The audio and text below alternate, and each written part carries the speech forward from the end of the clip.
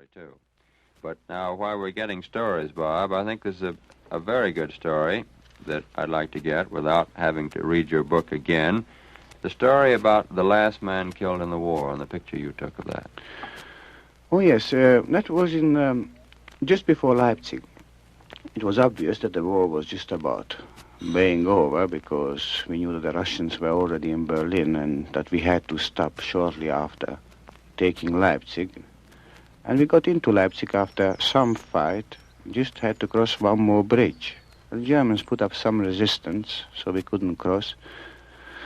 And it was a big apartment building which overlooked the bridge, so I figured I'm going to get up on the last floor there and I will get a nice picture of Leipzig or something in the last minutes of fight. So I climbed up 4 floors and I got in a nice bourgeois apartment where on the balcony was a very nice young man, a young sergeant, who put up a heavy machine gun to cover the crossing. And he was first putting out this machine gun in the window, but was not comfy enough, so he just moved out on the open balcony and put up that heavy machine gun.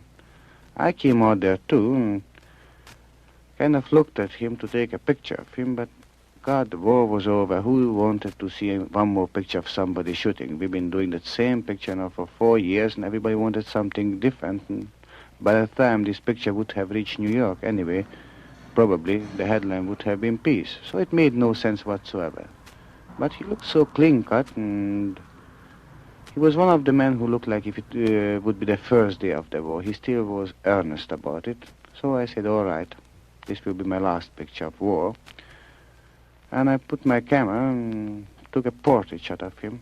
And while I shot my portrait of him from 2 yards, he got killed by a sniper. It was a very clean, somehow very beautiful death, and I think that's what I remember most from this war. And that was the last, you think, probably the last man killed during the official war? That's right. I am sure that there were many last men who were killed, but